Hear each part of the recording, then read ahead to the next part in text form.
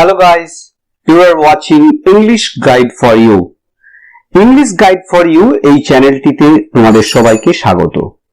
আজ এই ক্লাসে উইলিয়াম শেক্সপিয়ারের 18 নম্বর সনেট অর্থাৎ Shall I compare thee to a summer's day এই সনেটটি তোমাদের সামনে ডিটেইলসে উপস্থাপন করব, লাইন বাই লাইন ব্যাখ্যা করে। আশা করি এই ভিডিওটি দেখার পরে এই কবিতাটি সম্পর্কে কোনরূপ ডাউট থাকবে না এবং প্রত্যেকটি লাইন সম্পর্কে তোমরা যথাযথ ব্যাখ্যা পাবে। সেই সাথে সাথে আশা করি এই কবিতাটি পড়ার পরে প্রত্যেকটি লাইন থেকে যে কোনো প্রশ্নের উত্তর তোমরা সঠিকভাবে দিতে পারবে। শুধু তাই নয়, কবিতাটি পড়ার সাথে সাথে তোমরা বেশ কিছু নতুন জিনিসও জানবে, যেগুলি হায়ার লেভেলে গিয়ে জানা দরকার বা আমরা জানতে পারবো যারা হায়ার লেভেলে পড়বো। তো সেগুলো বিষয়েও কিন্তু আমি অল্প একটু ধারণা দেব। সুতরাং বেশি সময় অতিবাহিত না করে চলো আমরা সরাসরি টপিকে চলে যাই। তো টপিকে যাওয়ার আগে আমরা কবির সম্পর্কে একটু জেনে নেব। তো উইলিয়াম শেক্সপিয়ার সম্পর্কে বলতে গেলে অনেক কিছুই বলা যায়। তো সেটি তোমরা পরবর্তীকালে যখন হায়ার লেভেলে অর্থাৎ কেউ এই ক্লাসের পরে অর্থাৎ 1 বছর পরে যখন ইংরেজি অনার্স নিয়ে পড়বে সেক্ষেত্রে তোমরা শেক্সপিয়ার সম্পর্কে অনেকেই অনেক কিছু জানবে। তা আপাতত শেক্সপিয়ারের সম্পর্কে আমরা সংক্ষেপে একটা ধারণা নিয়ে নেব। সেটি ওই জন্য আমি দিয়েছি স্ন্যাপশট অন দ্য পোয়েট, কবির সম্পর্কে সংক্ষিপ্ত ধারণা। সুতরাং উইলিয়াম শেক্সপিয়ার জন্মগ্রহণ করেছিলেন 1564 খ্রিস্টাব্দে 23 এপ্রিল। তার জন্মস্থানটি কোথায় ছিল? Stratford on Avon, Warwickshire, England. এবং সেই কারণেই উইলিয়াম শেক্সপিয়ারকে বলা হয় বার্ড অফ অ্যাভন। তো শেক্সপিয়ারের এডুকেশনটা কি ছিল? সম্ভবত তিনি ইংল্যান্ডের গ্রামার স্কুলে পড়াশোনা করেছিলেন। তার কেরিয়ারটা কেমন? তিনি তার কেরিয়ারটা স্টার্ট করেছিলেন গ্লোব থিয়েটারের হর্স কিপার হিসাবে। তো পরবর্তীকালে তিনি এই গ্লোব থিয়েটারের অ্যাক্টর হন এবং শেষমেশ তিনি নাট্যকার হন। তিনি 154টি সনেট লিখেছেন, 2টি বড় কবিতা লিখেছেন, সেই সাথে 37টি বিখ্যাত নাটক লিখেছেন। তার 154টি সনেটকে 3টে সিরিজে ভাগ করা হয়েছে। প্রথম 1 নম্বর থেকে 126 নম্বর সনেটটিকে নাম দেওয়া হয়েছে ম্যাসকুলাইন ফ্রেন্ডশিপ সিরিজ, অর্থাৎ এখানে কবি হচ্ছে ম্যাসকুলাইন বিউটিকে অ্যাড্রেস করে, অর্থাৎ সম্ভবত তার এক বন্ধু মিস্টার WH কে সম্বোধন করে অ্যাড্রেস করে এই সনেটগুলি লিখেছিলেন। নেক্সট 127 থেকে 152 নম্বর সনেটগুলি addressed to an unknown lady, যাকে তিনি ডার্ক লেডি বলে সম্বোধন করেছেন, সেটিকে ডার্ক লেডি সিরিজ বলা হয়। এরপরে 153 এবং 154 নম্বর সনেটটি তিনি অ্যাড্রেস করে লিখেছেন রোমের হচ্ছে বিউটি এবং লাভের দেবী ভেনাসকে অ্যাড্রেস করে, তাই এটাকে বলা হচ্ছে ভেনাস সিরিজ। তিনি মারা গিয়েছিলেন 1616 খ্রিস্টাব্দের একই দিনে অর্থাৎ 23 এপ্রিল। তো এবারে আমরা চলে যাব যে এই যে কবিতাটা আমরা পড়তে যাচ্ছি সেটি কোন ক্যাটেগরির? এটি হচ্ছে সনেট। তো কবিতাতে পুরোপুরি এন্টার করার আগে আমরা প্রথমে সনেট সম্পর্কে একটু জেনে নেব সংক্ষেপে। What is sonnet? সনেটটা কি জিনিস? এই সনেট শব্দটি নেওয়া হয়েছে ইতালিয়ান শব্দ সনেটো থেকে, যার অর্থ হচ্ছে লিটল সং, ছোট্ট গান। তো এই সনেটের প্রবক্তাকে ইতালিয়ান পোয়েট পেট্রার্ক। তার পরবর্তীকালে বিভিন্ন জনের হাত ধরে এই সনেটের ডেভেলপমেন্ট হয়েছে। ওয়ার্ড, সারে, স্পেন্সার এবং শেষমেশ উইলিয়াম শেক্সপিয়ারের হাত ধরে এই সনেট তার ঐতিহ্য লাভ করেছে। তো সেই কারণেই বোধহয় শেক্সপিয়ারকে প্রিন্স অফ সনেটার বলা হয়, অর্থাৎ সনেটের রাজপুত্র বলা হয়। What is sonnet? Sonnet is a short poem of 14 lines. তো সনেট হলো 14 লাইনের একটা ছোট কবিতা। পেট্রার্ক এটি প্রবর্তন করেছিলেন, আগেই বলা হয়েছে। তিনি যে স্টাইলে প্রথম সনেটটি লিখেছিলেন সেই স্টাইলটিকে বলা হচ্ছে পেত্তারকান সনেট। তো according to Petrarchan style, the sonnet is divided into two parts. The first 8 line is called octave and the last 6 line is called sestet. Again, the octave is subdivided into two parts. Each 4 lines is called quatrain. Octave আবার দুটো ভাগে বিভক্ত, প্রত্যেক 4 লাইনকে বলা হচ্ছে quatrain, and the sestet again subdivided into two parts. Each 3 lines is called tercet. প্রত্যেকটি 3 লাইনকে বলা হয় tercet. এই হলো পেত্তারকান স্টাইল। কিন্তু শেক্সপিয়ার এই স্টাইলটাকে পুরোপুরি কিন্তু নকল করেননি, তিনি তার মতো করে সনেটটি লিখেছিলেন। তা আমরা এবার দেখে নেব শেক্সপিয়ারের স্টাইলটা কেমন ছিল। সরাসরি আমরা যে সনেটটি আমাদের সিলেবাসে রয়েছে সেই সনেটটিকে দেখেই আমরা কিন্তু বিচার করব শেক্সপিয়ারের স্টাইলটিকে। তা আমরা পরিষ্কার দেখতে পাচ্ছি কবিতাটা পুরো, তা দেখলাম 14টা লাইন ভাগ করে দিয়েছি আমি 1 2 3 4 করে। তো প্রথম 4টে লাইনকে আমরা বলেছিলাম প্রত্যেক 4 লাইনকে অক্টেভ বলা হয়, একটু আগেই বললাম। তো প্রথম 4 লাইনকে তিনি একটা ভাগ করেছেন যেটাকে বলা হচ্ছে ফার্স্ট কোয়ার্ট্রেন, তারপরে আবার 4 লাইনকে একটা ভাগ করেছেন সেকেন্ড কোয়ার্ট্রেন, নেক্সট 4 লাইনকে আরেকটা ভাগ করেছেন থার্ড কোয়ার্ট্রেন, এবং শেষে পড়ে থাকলো 2টি লাইন যেটিকে বলা হচ্ছে কনক্লুডিং কাপলেট। এটি হচ্ছে শেক্সপিয়ারিয়ান সনেটের স্টাইল। তো এবার আমরা দেখে নেব এই শেক্সপিয়ারিয়ান সনেটে রাইমিং স্কিল কি ছিল, অর্থাৎ কি রাইমে লেখা হয়েছে শেক্সপিয়ারিয়ান সনেটটা। রাইমিং স্কিম কিভাবে হয় না, প্রত্যেকটি লাইনের শেষ ওয়ার্ডের শেষ সিলেবলের উপর ডিপেন্ড করে রাইমিং স্কিমটি তৈরি করা হয়। তা আমরা ভালো করে লক্ষ্য করো, প্রথম লাইনে শেষ সিলেবলটি হচ্ছে ডে। এই ডে কে আমরা প্রথম রাইম হিসাবে দেখলাম, ধরলাম এ। নেক্সট আমরা দেখছি টেম্পারেট, রেট, এর সঙ্গে কিন্তু প্রথমটার কোনো মিল নেই, তাই এটিকে আমরা ধরছি বি। নেক্সট আমরা দেখছি মে, এই মের সঙ্গে কিন্তু ডের একটা মিল আছে, তাই এই রাইমটাকে আমরা নাম দিলাম এ। নেক্সট আবার দেখো টেম্পারেটের সঙ্গে ডেট এটি মিল রয়েছে, তাই এই রাইমটিকে আমরা নাম দিলাম বি। তাহলে প্রথম কোয়ার্ট্রেনে পেলাম a B A B. Next কোয়ার্ট্রেনে আমরা যাব। প্রথম কোয়ার্ট্রেনে যে রাইমগুলো আমরা পেয়েছিলাম, দেখো সেকেন্ড কোয়ার্ট্রেনে প্রথম লাইনে কিন্তু সেটি হচ্ছে মিল নেই, তাই এটিকে আমরা নাম দেব সি। আবার পরেরটি ডিমড, তার সঙ্গে কোনো মিল নেই আগেরগুলোর সঙ্গে, এটি নাম দিলাম ডি। কিন্তু সাইনের সঙ্গে ডিক্লাইন্স এর নাম একটা মিল রয়েছে, সাইনের সঙ্গে ডিক্লাইন্স এর মিল রয়েছে, তাই এটি সি। এগেন ডিমড এর সঙ্গে আনট্রিমড, ট্রিমড, ইমড মিল আছে, তাই এটি ডি। তাহলে নেক্সট কোয়ার্ট্রেনে আমরা রাইম পেলাম সিডি সিডি। থার্ড কোয়ার্ট্রেনে চলে যাচ্ছি, এটিও কিন্তু আগেরগুলোর সঙ্গে মিল নেই, তাই এটি আমরা রাইমটাকে দিলাম ডিই। এটি আমরা নাম, এই রাইমটা দিলাম ই। নেক্সট হচ্ছে ওয়েস্ট, এটিও মিল নেই আগের সঙ্গে, তাই এফ। কিন্তু ফেডের সঙ্গে সেড মিল আছে, এটি ই। আবার হচ্ছে গ্রোয়েস্টের সঙ্গে ওয়েস্টের মিল রয়েছে, তাই এটি এফ। তাহলে এই কোয়ার্ট্রেনে আমরা পেলাম E F E F. Next হচ্ছে লাস্ট 2 লাইন অর্থাৎ কনক্লুডিং কাপলেটে আমরা দেখছি দুটো রাইমই হচ্ছে সেম, জি এবং সির সঙ্গে দি, এটিও জি, জি জি। তাহলে টোটালি আমরা রাইম স্কিম শেক্সপিয়ারিয়ান সনেটে পেলাম a b c d e f, last হচ্ছে জি জি। এই সনেট লেখা হয় আয়াম্বিক পেন্টামিটারে। এই আয়াম্বিক পেন্টামিটার কি, এটিও আমি একটু অল্প ধারণা দিয়ে দিই। এটি হচ্ছে ছন্দ, অর্থাৎ কোন ছন্দে লেখা হয়েছে, আয়াম্বিক পেন্টামিটার ছন্দে। তো এটি জিনিসটা কি আমরা একটু সংক্ষেপে দেখে নেব। এখানে দুটো লাইনকে দিয়ে আমি ব্যাখ্যাটা করেছি।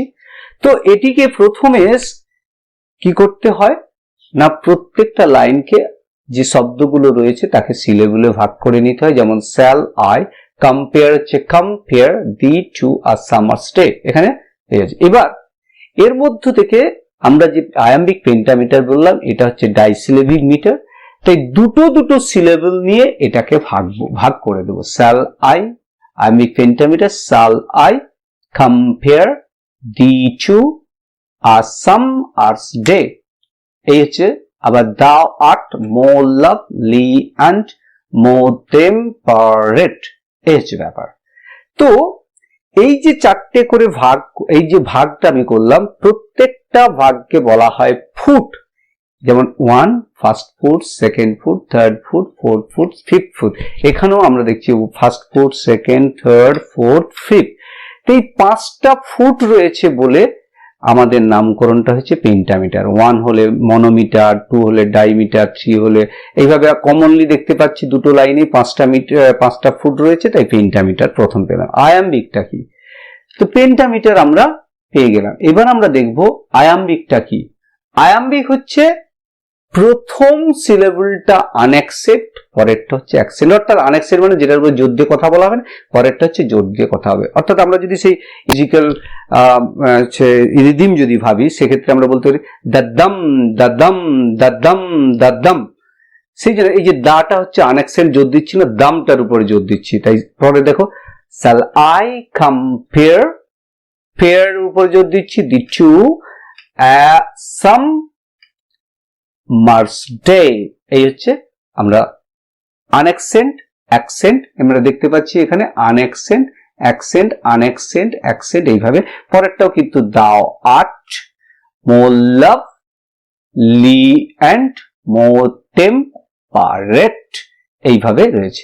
তো এই যে আনএক্সেন্ট অ্যাকসেন্ট আনএক্সেন্ট, এইটাকে বলা হয় আয়াম্বাস।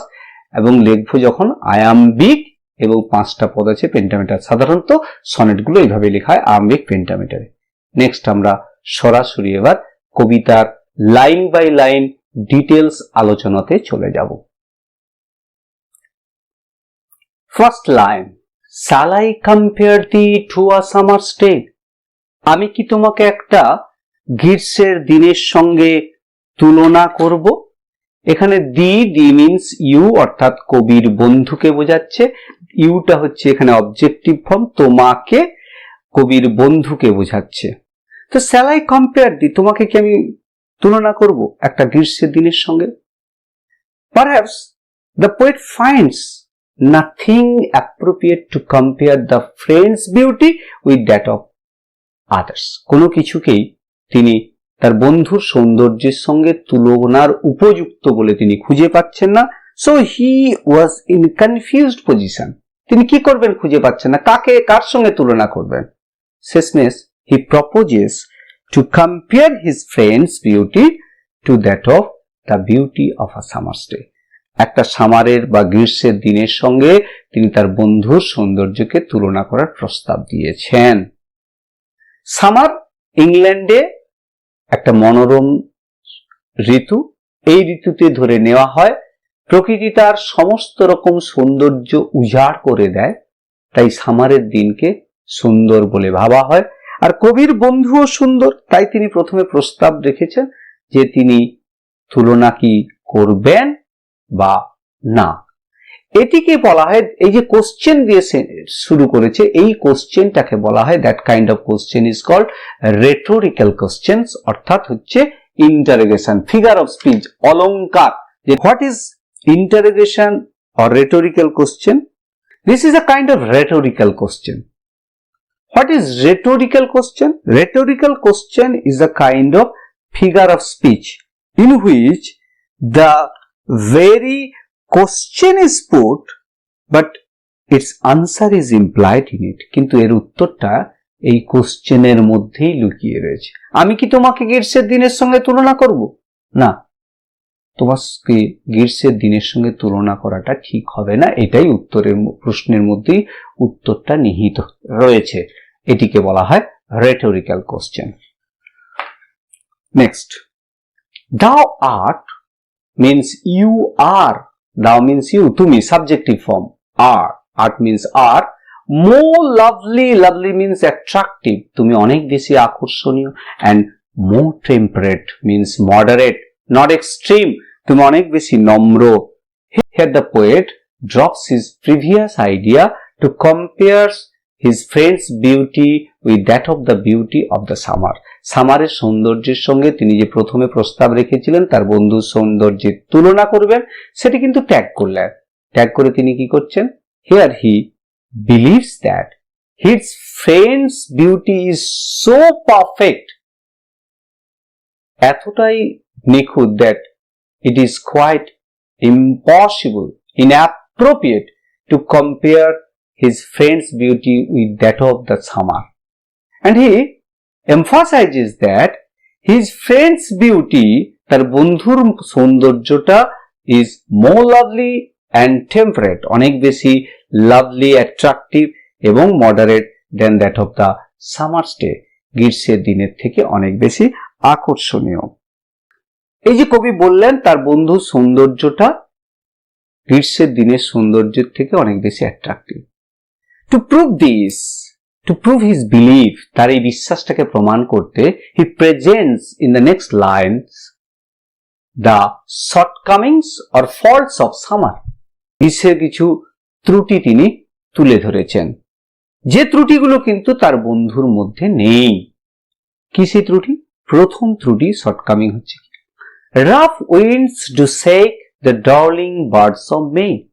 Rough winds means violent winds, stormy winds.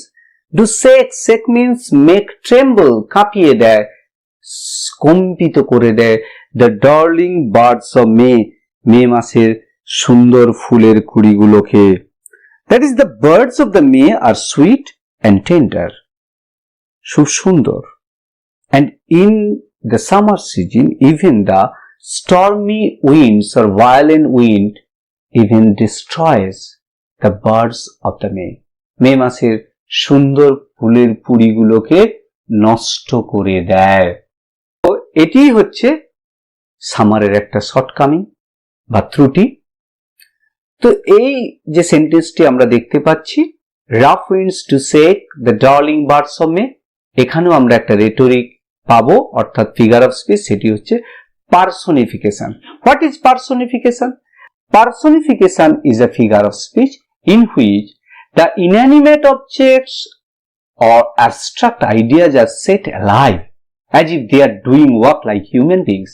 তাদেরকে যেন জীবন্ত করে তোলা হয় এবং দেখানো হয় তারা যেন মানুষের মতো কাজ করছে। এখানে দেখো সেই কারণে উইন্ডস এর সঙ্গে অ্যাক্টিভ ভয়েসটা অ্যাপ্লাই করা হয়েছে।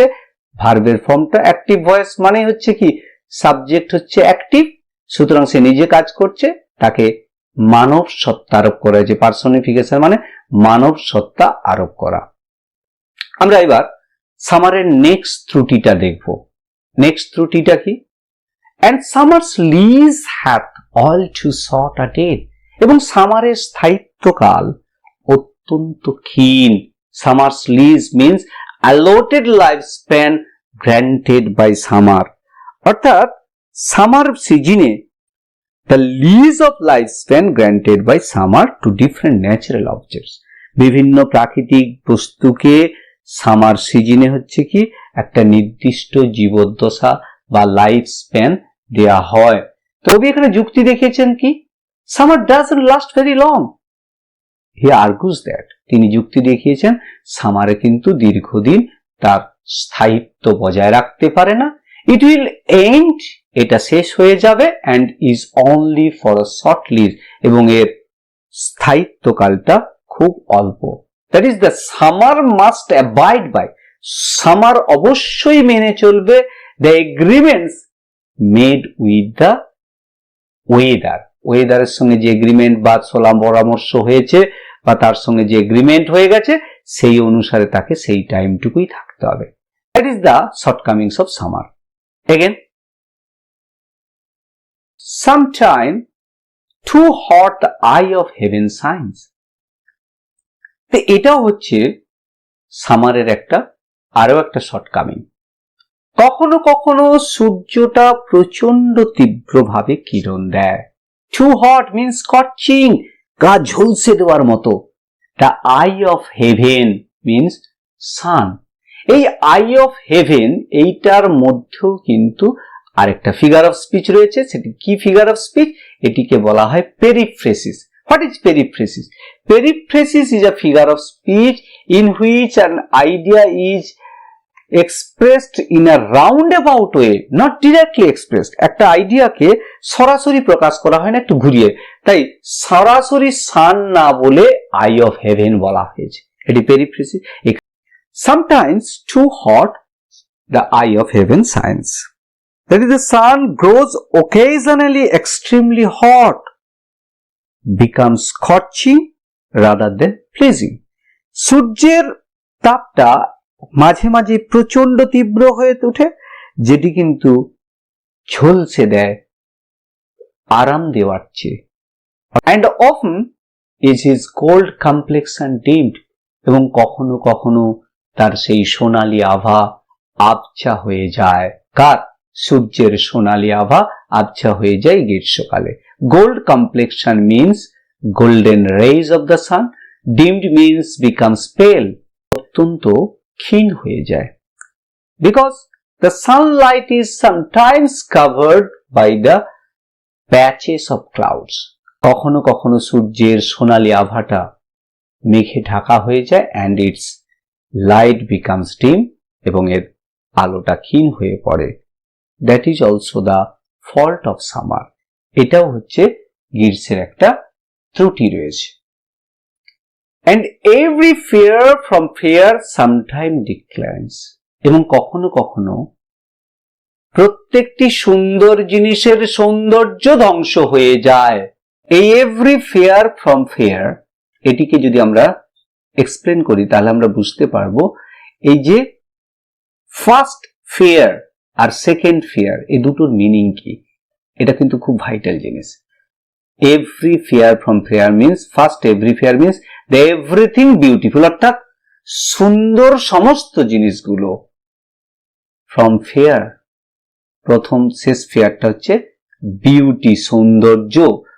প্রত্যেকটি সুন্দর জিনিস তাদের সৌন্দর্য sometimes declines, sometimes fades, destroys with the ravages of time, সময়ের সাথে সাথে একটা সময় কি হয়ে যায়, প্রত্যেকটি সুন্দর জিনিসের সৌন্দর্য হারিয়ে যায়। Here the poet wants to say that all the beautiful things, that is the every fear, will eventually one day become less beautiful from the previous state of its beauty. এর পূর্বের সৌন্দর্যের অবস্থা থেকে অনেক কম সুন্দর হয়ে উঠবে। That is, its beauty will be destroyed, its beauty will be faded with the ravages of time, by chance or nature's changing course untrained. দুটো পদ্ধতিতে এই ফেয়ার থিংগুলোর বিউটিটা নষ্ট হয়ে যেতে পারে বা নষ্ট হয়ে যাবে দুটো পদ্ধতিতে। By chance, that is by accident, হঠাৎ করে তার সৌন্দর্য ডিক্লাইন হতে পারে, or nature's changing course, that is the natural changes that age brings, বয়স যে পরিবর্তনটা নিয়ে এসে তার মধ্য দিয়ে, that is in course of the passage of time, if untrimmed, that is without proper trimming, যদি সঠিক পরিচর্যা না করা হয় তাহলে সময়ের সাথে সাথে এর সৌন্দর্যটা একদিন কিন্তু হারিয়ে যাবে। কার? প্রত্যেকটি সুন্দর জিনিসের সৌন্দর্য হারিয়ে যাবে। সুতরাং আমরা এ পর্যন্ত দেখলাম সামারের কতগুলো শর্টকামিংস, অর্থাৎ ফল্ট দেখলাম, যে ফল্টের কারণেই কিন্তু কবি মনে করছেন it is quite inappropriate to compare his friend's beauty with that of the beauty of a summer's day. Next line. But thy eternal summer shall not fade. এই বাট কথাটার মধ্য দিয়ে সনেটের টোনটা চেঞ্জ হয়ে গেল, এটিকে বলা হয় ভোল্টা, যেখানে হচ্ছে সনেটের টোনটা, সুরটা পুরোপুরি চেঞ্জ হয়ে গেল। কি চেঞ্জ হয়ে কি হলো? বাট দ্য ইটারনাল সামার, কিন্তু তোমার চিরন্তন গ্রীষ্ম, অর্থাৎ তোমার চিরন্তন সৌন্দর্য, শ্যাল নট ফেড, কখনো বিলীন হয়ে যাবে না। Eternal summer means everlasting beauty or youth, তোমার চিরস্থায়ী সৌন্দর্য বা যৌবন, shall not fade means declines. Is the summer presents so many beautiful aspects of nature, but that's beautiful aspects of nature, but those beautiful aspects of nature will one day destroy with the passage of time, with the comings of time, with the proceeds of time. সময়ের অগ্রসরের সাথে সাথে একদিন ধ্বংস হয়ে যাবে। All this things are subjected to death and decay, এই সমস্ত জিনিসগুলো একদিন ধ্বংস হয়ে যাবে। But the poet's friend's beauty will never be destroyed or never be decline, কখনো ধ্বংস হয়ে যাবে না। Nor lose possession of that fear thou wast. Lose possession means the friend does not lose his beauty. কবির বন্ধু কিন্তু কখনো তার সৌন্দর্যকে হারাবে না। Nor lose possession, তুমি সেই সম্পদের, possession মানে হচ্ছে কি, possession মানে অধিকার বা সম্পদ, of that fear, তুমি সেই সৌন্দর্যের সম্পদের অধিকারী, thou wast, তুমি অধিকারী অর্থাৎ অধিকার করে রয়েছো, that will never be destroyed, যে সম্পদটা কখনো হারিয়ে যাবে না, এরকম একটা সম্পদের তুমি অধিকারী। Here the poet wants to say that his friend's beauty, his friend's summer is eternal and will never fade, কখনো ধ্বংস বা নষ্ট হবে না। Nor shall death brag, thou wanderest in his shade, মৃত্যু তোমাকে তার ছত্র ছায়ায় নিয়ে এসে গর্ববোধ করতে পারবে না। Nor shall death brag, brag মানে হচ্ছে boast, গর্ববোধ করা, that is death shall not brag, মৃত্যু গর্ব করতে পারবে না। Thou wanderest in his shade, তার ছত্র ছায়ায় তোমাকে নিয়ে এসে গর্ববোধ করতে পারবে না। That is in fact, death will never enjoy its dream, মৃত্যু কখনো তার বিজয় উল্লাস করতে পারবে না over the friend's beauty, by taking the poet's friend to the dark realm of it, তার বন্ধুকে মৃত্যু তার এই যে অন্ধকার ছত্র ছায়ায় আনতে কখনো সক্ষম হবে না, বা সেটা এনে কখনো বিজয় উল্লাস করতে পারবে না, যেমনটা তিনি পৃথিবীর সমস্ত সুন্দর জিনিসকে তার ছত্র ছায়ায় নিয়ে এসে একদিন গর্ববোধ করে। কেন আমরা একটি ফিগার অফ স্পিচ সেই পুনরায় পাবো, সেটি হচ্ছে পার্সনিফিকেশন। আগেই বলেছি, দেখো ডেথ হচ্ছে একটা অ্যাবস্ট্রাক্ট আইডিয়া, সেটির সঙ্গে হচ্ছে ভার্বটাকে অ্যাক্টিভ ভয়েসে ইউজ করা হয়েছে, সুতরাং যেন দেখানো হয়েছে সে হিউম্যান বিংস এর মতো নিজেই কাজ করছে, সুতরাং ডেথকে ব্যক্তি সত্তা আরোপ করা হয়েছে, that is called personification. Next, when in eternal lines to time thou growest, যখন তুমি এই কবিতার চিরন্তন লাইনের মধ্য দিয়ে ক্রমশ বৃদ্ধি পাচ্ছ, অর্থাৎ তোমার সৌন্দর্যটা সময়ের সাথে সাথে কমে যাওয়ার থেকে এই কবিতার লাইনের মাধ্যমে তোমার সৌন্দর্য ক্রমশ প্রসিড করছে বা বাড়ছে। Here the poet is using a grafting metaphor in this line. এই যে last line, when in eternal lines to time thou growest, এখানে কবি কিন্তু একটা গ্রাফটিং মেটাফর ইউজ করেছেন। What is grafting? Grafting is a technique, grafting একটা technique use to join parts from two plants, যে টেকনিকে হচ্ছে দুটো গাছের পার্টকে জয়েন করা হয় উইথ কর্ডস, সুতো দিয়ে বেঁধে, so that they grow as one, যাতে করে তারা একটা হয়ে অর্থাৎ মিলিত হয়ে বৃদ্ধি পেতে পারে। Thus the poet's friend becomes immortal, grafted to time, টাইমের সাথে একসাথে বেঁধে দেওয়া হয়েছে with the poet's cord, কবির সুতো দিয়ে, that is the poet's eternal lines of the verse, কবির কবিতার লাইনের সুতো দিয়ে কবির বন্ধুকে সময়ের সাথে একত্রিত করে দেওয়া হয়েছে, যাতে করে সময়ও যত এগিয়ে যাবে কবির বন্ধুর সৌন্দর্যও তত বৃদ্ধি পাবে। That is, the poet wants to say that the immortality of his friend will be attained by his beauty through his poetic glorification. Last two lines যেটা আমরা বলছিলাম কনক্লুডিং কাপলেট, এখানে কবি কি বলছেন? শেষমেশ তিনি একটা প্রফেসি দিয়েছেন, অর্থাৎ তিনি এখানে একটা ভবিষ্যৎবাণী করেছেন।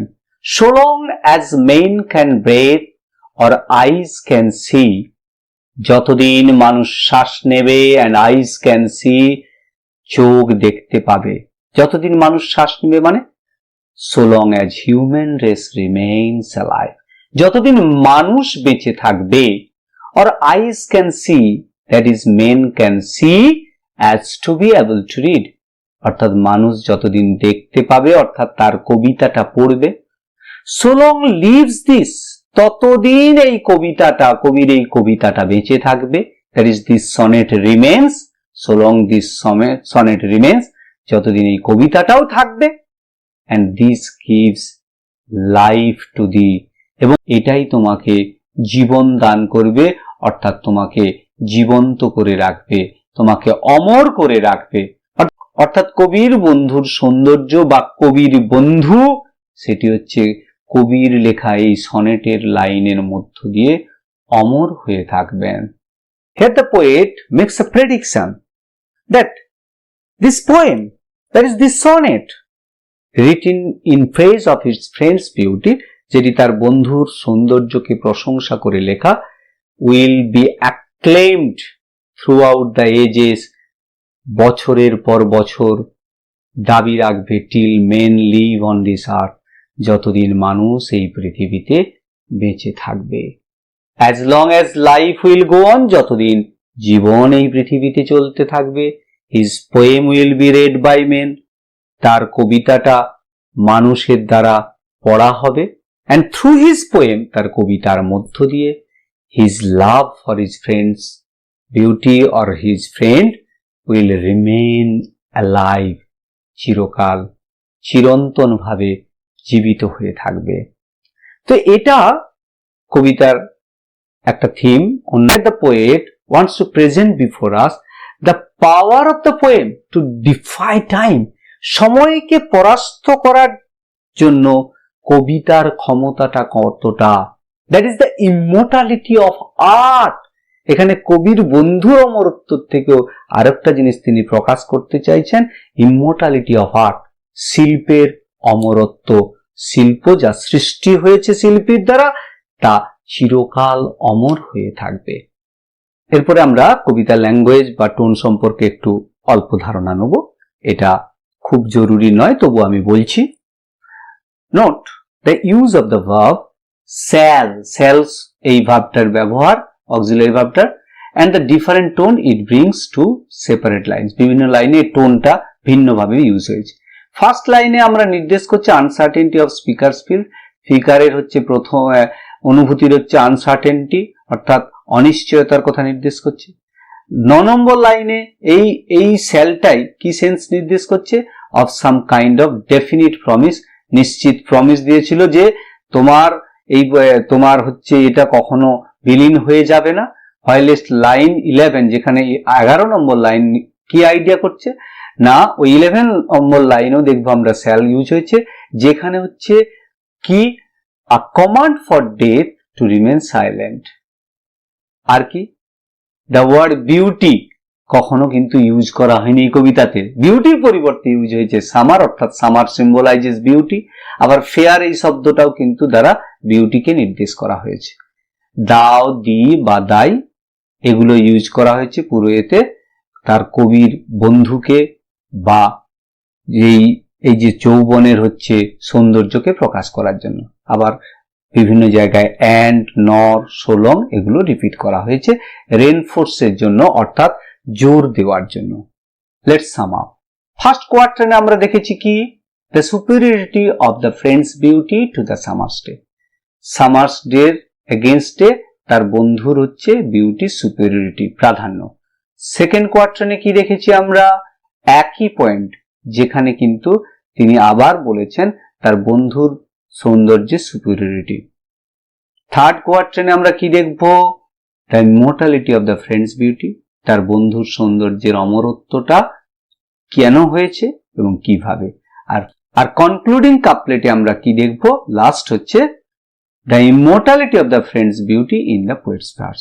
সুতরাং গাইজ, এই ভিডিওটি যদি তোমাদের ভালো লেগে থাকে, অর্থাৎ এখান থেকে তোমরা যদি উপকৃত হয়ে থাকো, তাহলে অবশ্যই আমার চ্যানেলটিকে সাবস্ক্রাইব করো এবং বেল আইকনটি প্রেস করো, যাতে করে পরবর্তী ভিডিওগুলির নোটিফিকেশন পেতে থাকো।